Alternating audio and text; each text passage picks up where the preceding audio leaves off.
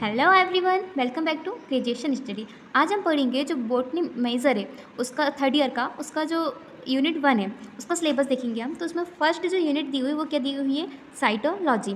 ठीक है। अब साइटोलॉजी का मतलब क्या होता है, एक प्रकार से कोशिका विज्ञान। मतलब कि हम इसमें कोशिका के अंतर्गत जो भी चीज़ें होती हैं उसका हम अध्ययन करते हैं। तो सबसे पहले तो हम किसका अध्ययन करेंगे, कोशिका का अध्ययन करेंगे। तो सबसे पहले क्वेश्चन आता है कोशिका। ठीक है। अब कोशिका को हम क्या बोलते हैं, सेल। अब सबसे पहले ये क्वेश्चन आएगा क्या कि कोशिका की खोज किसने की थी। जैसे हम सभी को पता ही है कि कोशिका की खोज किसने की थी। तो कोशिका की खोज की थी रॉबर्ट हुक ने। अब कब की थी, तो 1665 में। ठीक है। अब एक और क्वेश्चन आता है कि कोशिका की खोज तो की थी लेकिन किसने की थी। तो सबसे पहले इन्होंने रॉबर्ट हुक ने कोशिका की खोज किसने की थी, एक ओक नामक पादप था, पादप की एक ओक नामक पादप की छाल में की थी, जो कि एक प्रकार से कैसा था, मृत।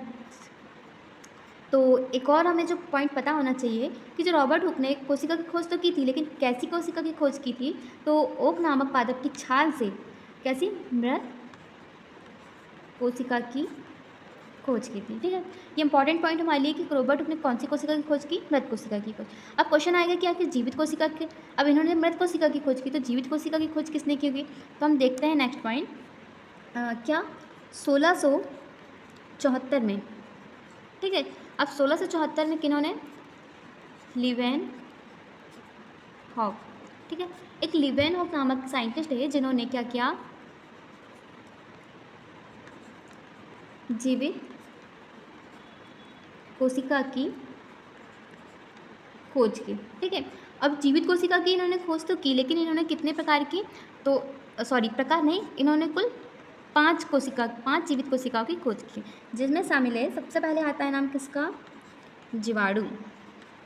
ठीक है। जिसे हम क्या बोलते हैं, बैक्टीरिया। ठीक है। अब जो जीवाणु कोशिका की खोज उसने कहाँ पे की थी, तो वर्षा के जल में की थी। इसी प्रकार से दूसरी आ जाती है क्या, शुक्राणु। अब इसकी खोज कहाँ पे की थी, तो जो नर के जो वीर्य होते हैं ना उसके अंदर शुक्राणु की खोज, शुक्राणु कोशिका की खोज की थी, जिसे हम क्या बोलते हैं, स्पर्म। ठीक है।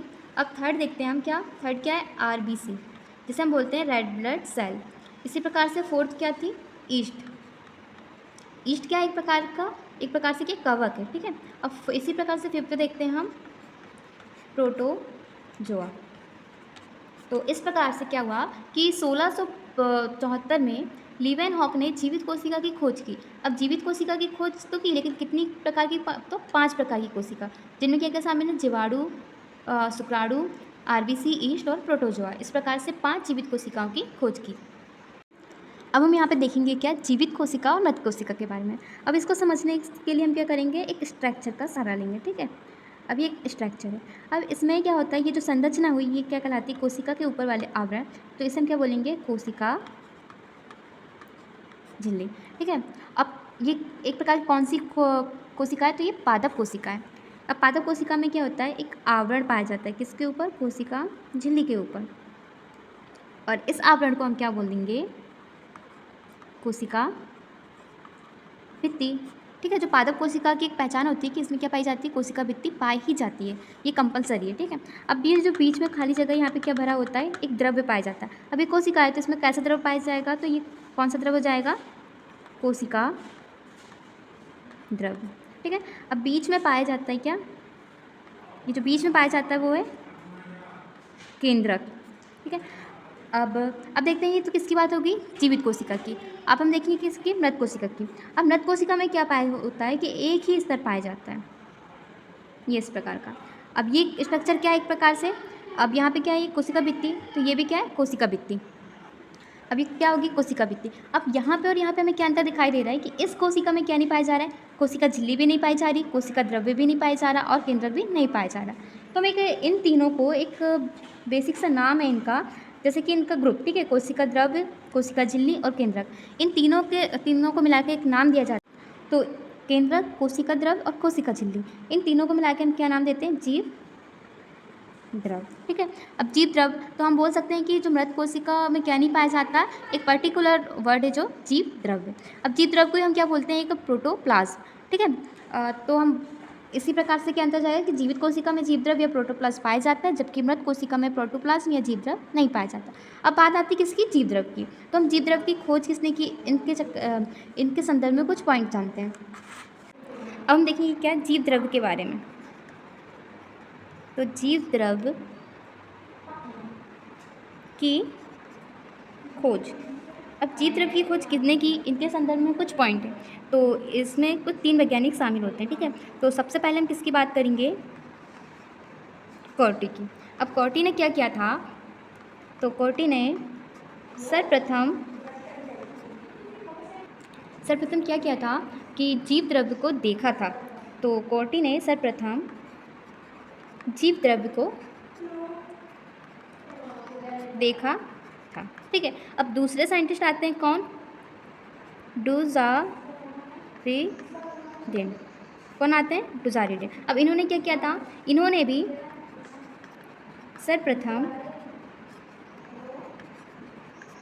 जीवद्रव, इन्होंने क्या किया था कि डुजारिडेन ने सर्वप्रथम जीवद्रव की खोज की थी, ठीक है। अब खोज तो की थी लेकिन कौन सी कोशिका में, तो इन्होंने किया था जंतु कोशिका में।